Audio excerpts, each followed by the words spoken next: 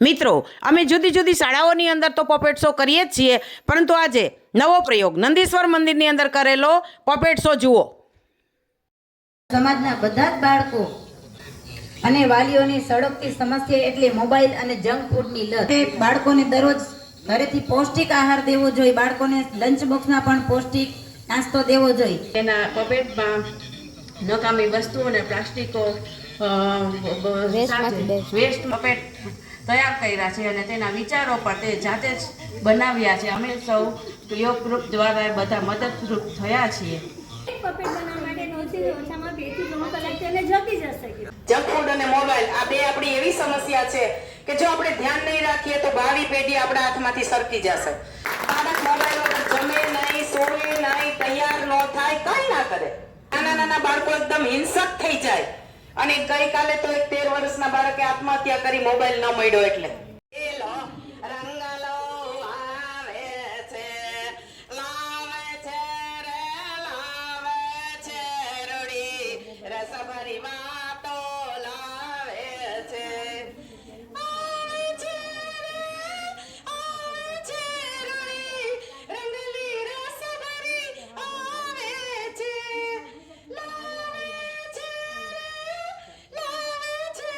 Mobile એક એટલી ઓલી છે કે આપણે બાળકોને ટેવ આપણે જ પાડી છે.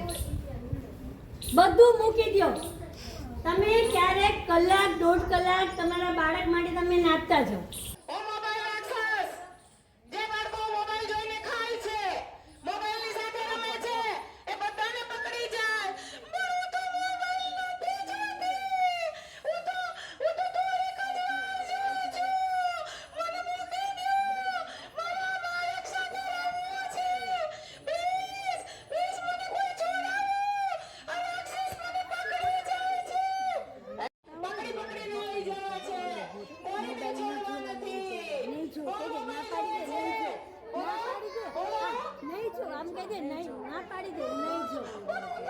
જોયું ને મિત્રો, મોબાઈલ તમારી સાથે વાત કરે છે. હું તમારો દુશ્મન નથી. જો તમે મારો યોગ્ય રીતે ઉપયોગ કરો તો હું તમારો મિત્ર બની શકું છું. તમારા જ્ઞાનમાં વધારો કરો, તમને આકાશની સૈર કરાવું, તમને સમુદ્રનો તળિયો બતાવું અને તમને આખી દુનિયાના દર્શન કરાવું. જાડીઓ જંકીડો નાવે છે, આવે છે રે આવે છે, આ હેલ્ધી હીરો આવે છે. શાકભાજી અને ફળોનો રાજા હેલ્ધી હીરો. ઠીક છે ઠીક છે.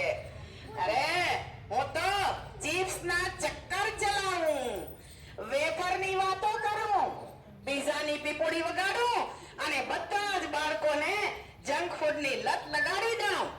નહીં જંકી દાદા, આ બધા બાળકો તો ખૂબ સમજુ છે, સમજુ. અને આમ જુઓ, હું જામફળ નું જાદુ કરું, આંબળાનું ઓજસ ફેલાવું, એપલ નું અમૃત બનાવું અને સિંગોડાનો શીરો બનાવું, સરગવાનો સપાટો બોલાવું, જાંબુનો જ્યુસ બનાવું અને તમામ બાળકો છે એને હેલ્ધી लगाऊंगा. जाओ बच्चों, सभी को जंक फूड की लत लगा दो. नाचन झालर वागे માનીને હવે નીંદરા નાવે. હવે માયુની નીંદર ઉડી ગઈ છે કારણ કે બાળક પેટમાં હતા ત્યારથી જંક ફૂડ ખાધા છે.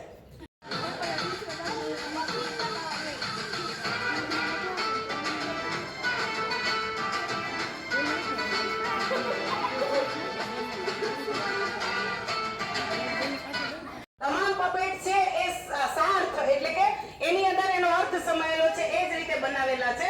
સરસ મજાનો કલરફુલ હોય, આપણને બહુ રૂપાળું લાગે. બોટલ જો હાથમાં આવે તો એમ થાય કે ઓહો, જલ્દી ખોલીને જલ્દી પી લઉં, જલ્દી ખોલીને જલ્દી પી લઉં. પણ એ પેટમાં જાય છે પછી એટલું બધું એ ઝેર આપણા માટે બને છે કે એ ઝેરને પચાવતા પચાવતા 10-12 વર્ષની ઉંમરે આપણું લીવર અને આપણી કિડની છે એ હાથ ધોઈ નાખે.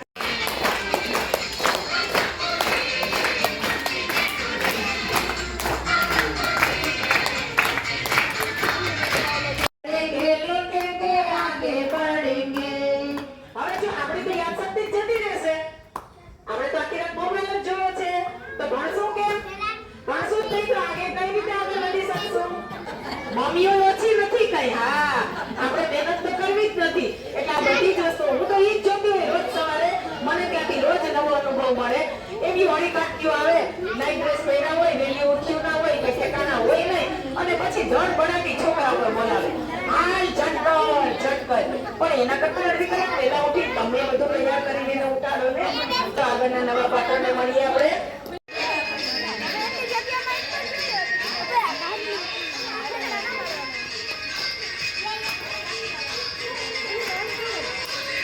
આપણે બધા ડાન્સ કરશું. બધા સાથે બા પણ ડાન્સ કરશે.